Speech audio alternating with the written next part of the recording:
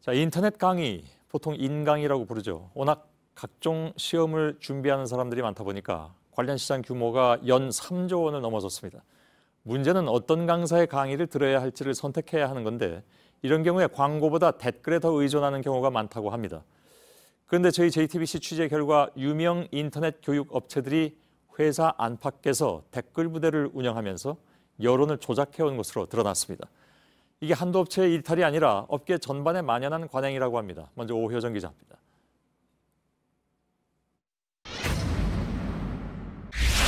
효과 좋은 브랜드 1위, 선호도 1위. A업체의 강의 사이트엔 이렇게 온통 1위란 문구뿐입니다. 그렇다면 조사는 어떻게 했을까요? 이렇게 광고 아래쪽을 살펴보면 한 온라인 카페에서 회원들을 상대로 설문조사를 했다고 적혀 있습니다. 조사가 이뤄진 카페입니다. 92% 이상이 A업체를 선택하고 댓글도 온통 칭찬 일색입니다.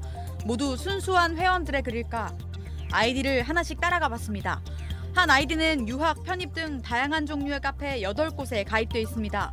한 카페에선 토익을 정복한 수험생이었다가 또 다른 카페에선 토익 초심자가 되어 강의를 추천합니다. 조를 짜서 이제 줘요, 그거를. 제 가장 주 목적이 되는 게 이제 뭐 타사에서 이제 뭐 부정적으로 들어오는 그런 공격들이라고 해야 되나요? 해당 인터넷 강의를 운영하는 회사의 직원이었던 겁니다. 또 다른 직원은 아이디 3개를 만들어 5개월간 댓글 7천여 건, 게시글 2천여 건을 썼습니다. 이런 식으로 A업체가 관리하는 걸로 추정되는 카페는 모두 14개, 회원들이 수백만에 이릅니다. 전교권 애들은 다 자신의 강의를 듣는다, 자신이 새로운 대안이다, 다른 강사는 질문도 현장에서 못 받는다. 모두 B업체의 한 스타 강사가 댓글 작업을 위해 직접 작성한 업무 지시 메일입니다. 마케팅 부서는 이 지시를 다시 댓글 작업을 하는 외주업체에 전달했습니다. 외주업체 직원들은 각종 커뮤니티를 돌아다니며 이 내용을 퍼뜨렸습니다. C업체는 허위 아이디를 수천 개 구입해 직원들에게 나눠준 사실이 지난 2017년 드러났습니다. 7년 만에 매출이 1000배 넘게 성장해 화제가 됐는데 댓글 부대가 바로 그 비결이었던 겁니다. 이처럼 인터넷 여론은 업체 매출과 직결됩니다. 이들이 길을 쓰고 관리 부대를 만들어 운영하는 이유입니다. 그런데 여기에는 인턴이나 외주업체가 동원됐습니다. 이들의 목소리를 조소희 기자가 들어봤습니다. 사교육업체는 댓글 작업이 알려지는 걸 철저히 막았습니다. 만약 알려지더라도 책임을 피하거나 쉽게 발을 빼기 위해 작업은 주로 외주 인력과 이뤄졌습니다. 외부 업체와는 대포폰이나 기록이 남지 않은 텔레그램을 주로 이용했습니다. 24시간 관리하는 게 거기 목적이기 때문에 집에 와서도 이제 그 작업을 계속 해야 됐고요, 이제. 마음속으로는 이거는 되게 직원인데 일하지 않은 척하면서 댓글을 다는 거잖아요. 인턴이니까 뭐 시키는 대로. 사교육업계 1, 2위를 다투는 또 다른 회사입니다.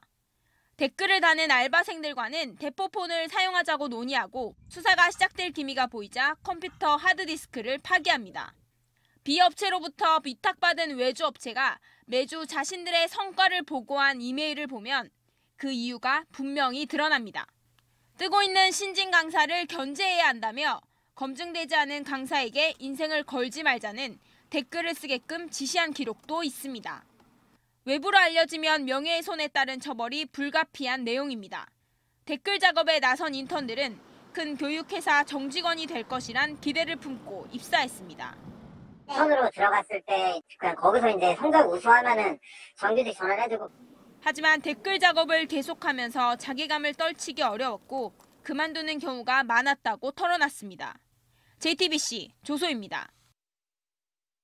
예, 그러니까 수험생들은 이것저것 알아보고 고른다고는 하지만 결국 업체들이 입맛에 맞게 왜곡한 정보를 토대로 해서 결정을 하고 있는 셈이죠. 박상욱 기자가 나와 있습니다. 자, 온라인상의 댓글 홍보는 사실 어제 오늘 일은 아닙니다. 근데 이게 다시 또 이렇게 크게 문제가 되는 거죠? 네, 그렇습니다. 단순히 특정 강사나 학원이 좋다라고 홍보하는 수준을 넘어서요. 이 수강생 모집을 두고 이 경쟁하는 상대방을 비방하는 일까지 서슴지 않고 있습니다. 예. 인터넷 카페나 커뮤니티에 경쟁 강사나 학원의 수강생인 척 안 좋은 내용을 꾸며서 올리는 거죠. 예. 그러다 보니까 강사 개인이나 이 학원이 명예훼손을 당했다라면서 서로 법적 다툼까지 벌일 정도입니다. 예. 왜 한동안 그 맛집이라든가 또 아니면 뭐 어떤 제품이라든가 이런 거에 대한 어떤 그 블로거들이 돈 받고 써주는 그런 후기 이런 것 때문에 규제가 있었잖아요. 네, 그렇습니다. 이 네. 파워블로거의 갑질 또 이제 대가를 주고 받은 사실을 숨겼었던 그런 사건들이 논란이 됐었죠. 그러니까 이것도 그렇게 규제할 수는 없냐는 거죠. 네, 이제 그러고 나서 온라인상의 이 같은 활동들은 표시 광고의 공정화에 관한 법률, 이 표시 광고법에 따라서 규제를 받고 있습니다. 예. 금전적인 대가를 받고 작성한 경우에 이를 반드시 밝혀야 한다는 겁니다. 예. 여기서 학원 댓글 부대 활동은 이용 후기의 광고 또는 추천 보증 등에 관한 표시에 해당을 하게 됩니다. 이 포털 사이트 이용자가 카페나 포털의 질의응답 게시판에 한 업체와 관련된 게시글 또는 댓글을 올리고 수수료를 받는 경우라고 명시가 돼 있는데 예. 바로 이 공정거래위원회가 꼽은 이 예시와 같은 상황인 겁니다. 예. 아무튼 그래도 끊이질 않는다는 얘기인가요?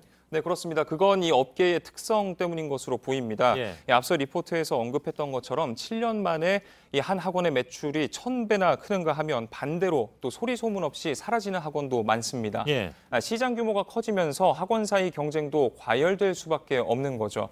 게다가 이 수업에 대한 평가, 이 만족도라는 게 수치화하거나 정량화하기가 어렵다 보니까 객관성을 갖기 역시 어렵습니다. 예. 결국에 이 입소문이라는 게 가장 큰 홍보의 무기고 그 무기를 어떻게 활용하느냐에 따라서 학원들의 사활이 갈리다 보니까 이 댓글 전쟁에서 빠져나오기가 어렵다라고 합니다. 예, 알겠습니다. 박상욱 기자로부터 들었습니다. 수고했습니다. 예.